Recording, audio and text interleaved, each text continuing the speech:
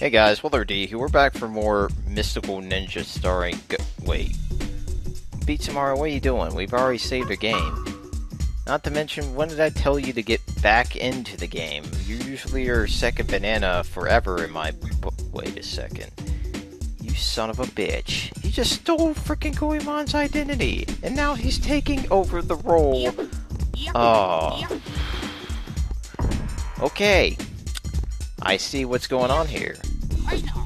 I also see that Beat Tomorrow is abusing speedrunning techniques. If you apparently use your weapon while landing, it helps reduce or eliminate the landing lag from long falls. So if you need to speedrun this game, remember that technique.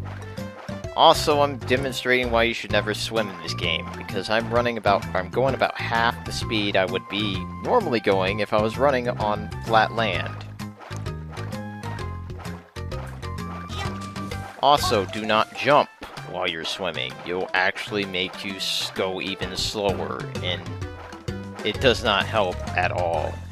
And this is the reason why we had to go down this creek, because this damn fortune kitty. So, if you ever play this game, do not swim unless you have to, because there's nothing worse than going up a creek without a paddle. Okay, now that we've gotten this super pass from the Lord, we have only one thing we can possibly do. Remember those guards we ran into? They are more than amazed to say, "My God, you did a great job, son. Now give us this pass so we can use it as a credit card."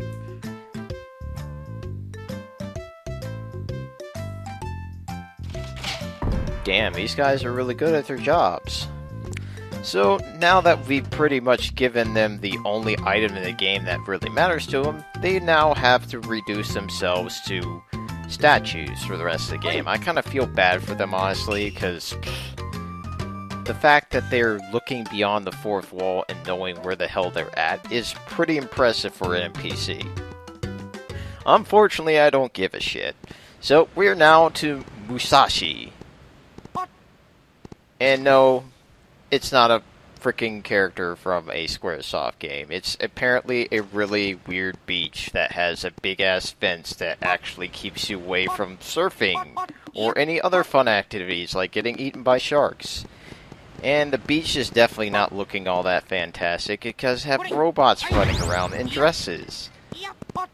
Fortune Kitty's nice though, but I was really hoping to see something entirely different and more lavish, but at the very least, it's a nice little place to breathe in the scenery and the lack of music. I don't know why they don't have any music on a fantastic beach. And then realize it's connected to a mine. I don't get it. Unfortunately, this mine is very devoid of gold, so don't look around for it. It's a pretty straightforward shot through it, except the robots trying to kill you. I think that whoever has been planning these robots everywhere is doing a really good job with the placement. Everywhere. Ooh, Shina no Iga. I really hope I said that right.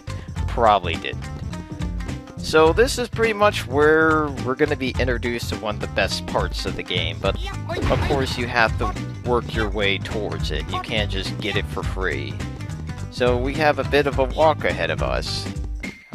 Honestly, I really am liking the whole lighting effects here. This is certainly a little bit above and beyond there in 64.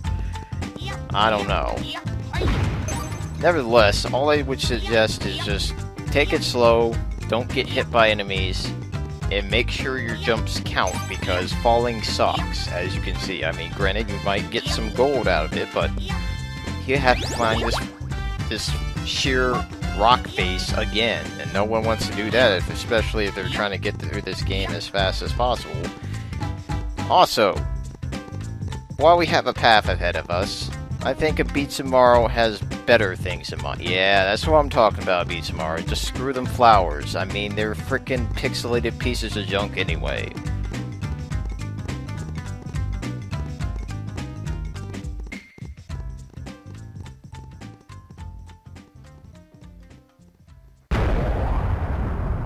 That's your fault, Beastmaru. You stepped over those flowers, you broke that building.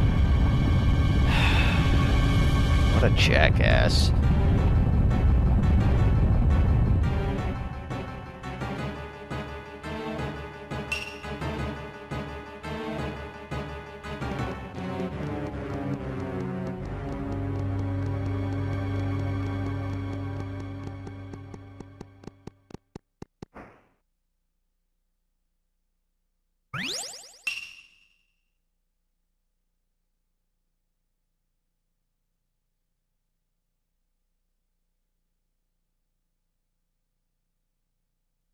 Ooh.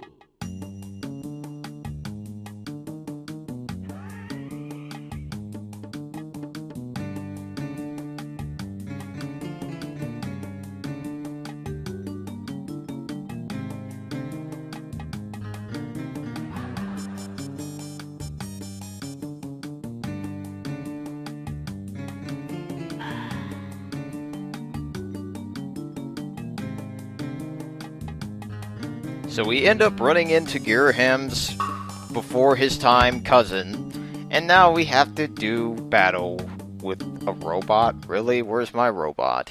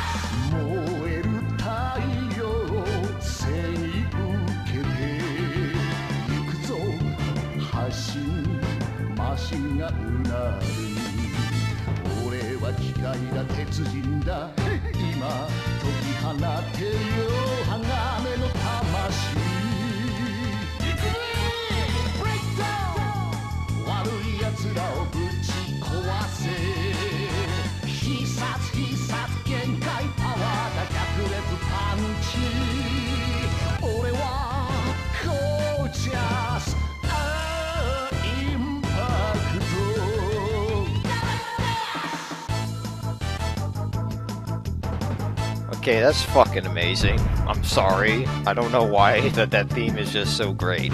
And we are now introduced to Impact. This guy is going to be your best friend because this is where 90% of the awesome, memorable gameplay comes from. This is basically a little bit of a minigame before the big boss fight. And your object is to pretty much destroy everything in your path. If you kill enemies, I believe you get money, and if you kill buildings, you actually get more health. That bar below the empty, or that bar under the money indicates how much gas or oil you have, and that's pretty much your life bar when you get to the boss fight. So try to wreck every building you can find, but be careful. The buildings have a defense feature where you can pretty much break into 1,000 pieces if you run into them. So be sure to jump over all death pits, avoid running into all buildings, and getting tripped by any bridges like this guy. If you jump well enough, you can actually land on top of the bridge and get it for more fuel, basically. Now, I really don't understand the random-ass destruction and what's this plays for the fight, but we're doing it anyway.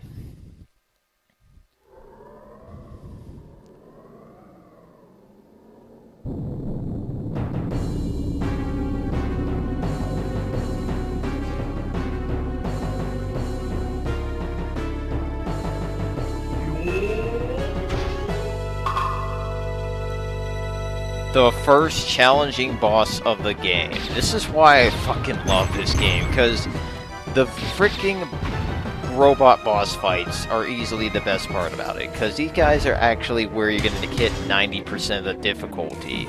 These guys are pretty much like a freaking Super Punch-Out fight, where you have to pretty much figure out their patterns and defend yourself accordingly, and basically beat the shit out of them.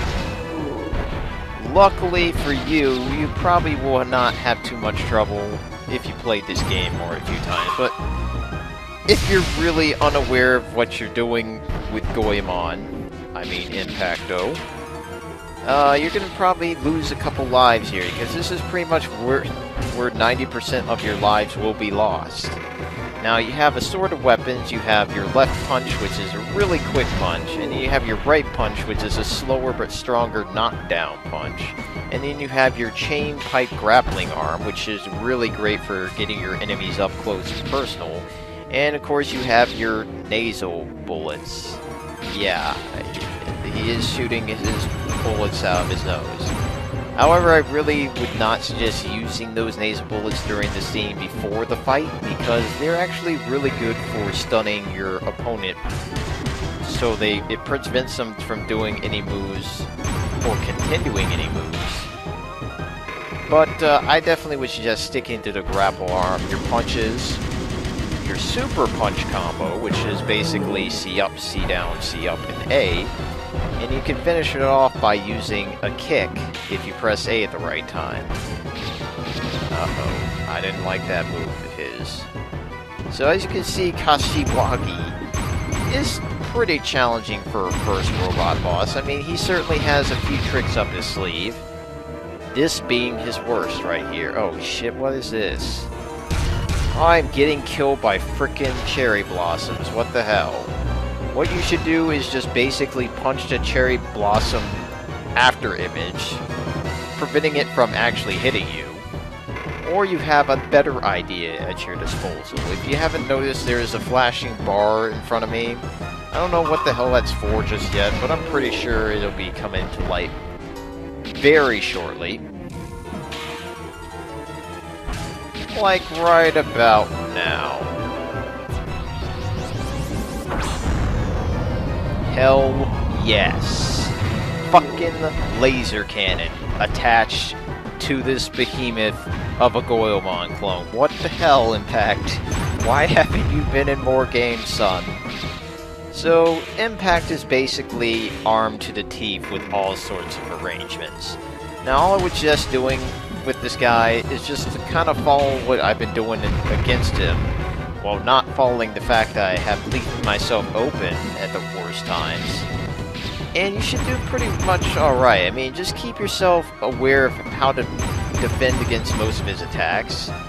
And always use the freaking laser beam when he does this attack, because he's just right there, standing to take a shot.